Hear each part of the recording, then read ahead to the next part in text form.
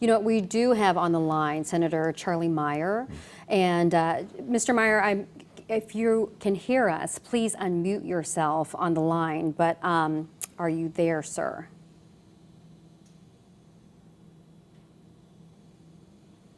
Give him a second to see if we can unmute.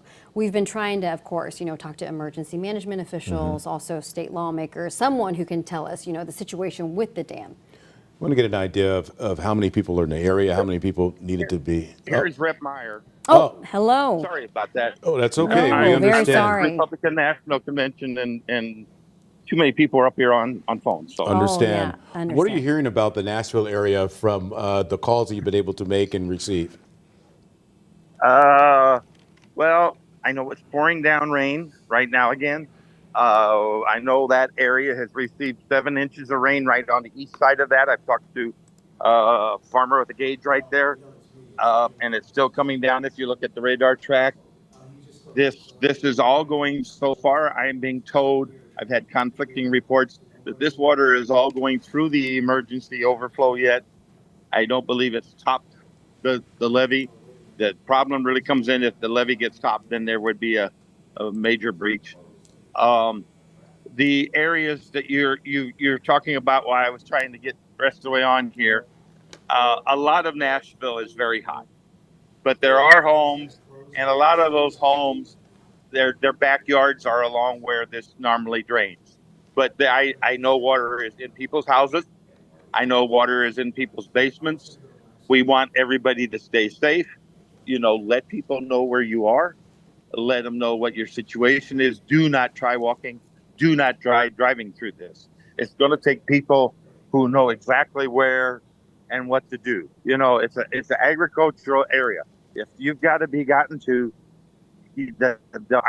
I'm sure they will all things to get through the water and keep moving through it and get to you and people that know the roads. Don't try driving through it and don't try walking through it. Be careful, think about it, and for God's sake, don't anybody come wanting to look at damage. We don't need you there. We need your prayers. We don't need people sightseeing and causing problems. And Mr. Meer, how familiar are you with the 2022 breach, and what should we be, I guess, expecting or anticipating if it's anything like 2022? The soil type there is clay. The emergency spillway is over clay.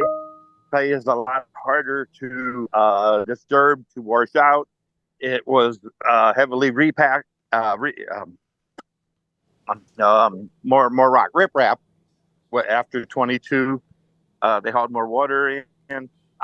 More rock in, more dirt in.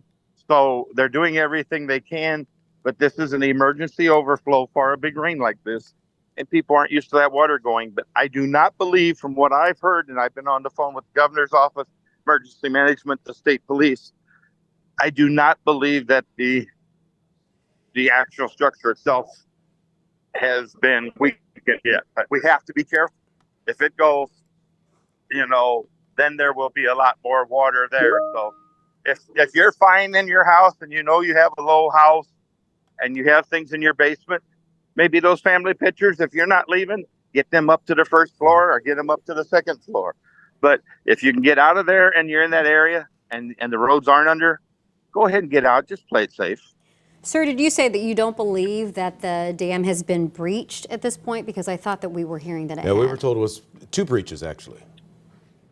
Well, if the second one's happened, you were there. I'm in Milwaukee, and that could be. Okay. I know how that lays. I know the emergency spillway and how it lays. Mm-hmm.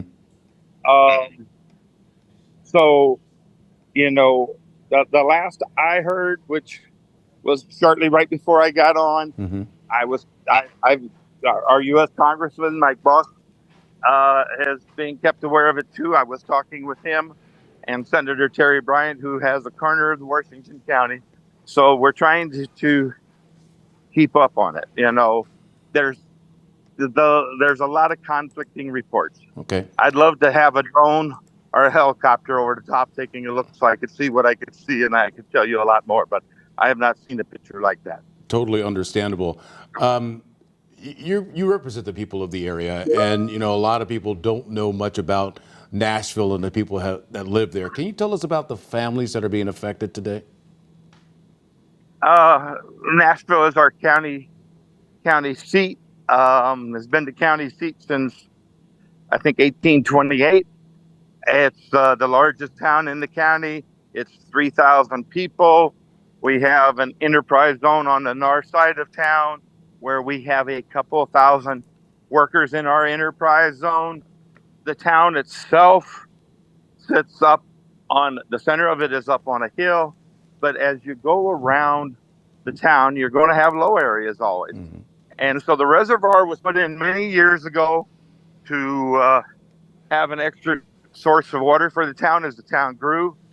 I bet this reservoir has been there maybe since the 50s. I'm not sure. Been there longer than I've been alive.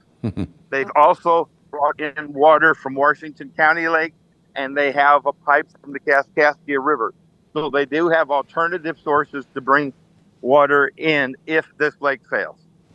Oh yeah, that was my question, because I thought the reservoir provided drinking water for the town of Nashville. Is that Right. correct? Okay.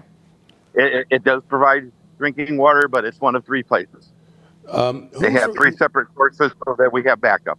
Do you know what agencies are responding right now? We know the Red Cross is. I know the Washington County Emergency Management is spearheading it. I know the Illinois they have people on the ground there yet or not, but they are coordinating, working to get things there. Like I said, I've been on the phone with the Illinois State Police, and a lot of the citizens in Nashville are senior citizens. These are people who have retired in town, moved off the farms, and living on fixed incomes now. And these are the houses in this area. A lot of those houses are 40 to 100 years old, and they're good, clean homes.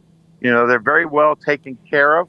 People are proud of their properties, and we just, we hate having this going on anywhere, and nobody should have to go through it. But the main thing now is to worry about the safety of our residents.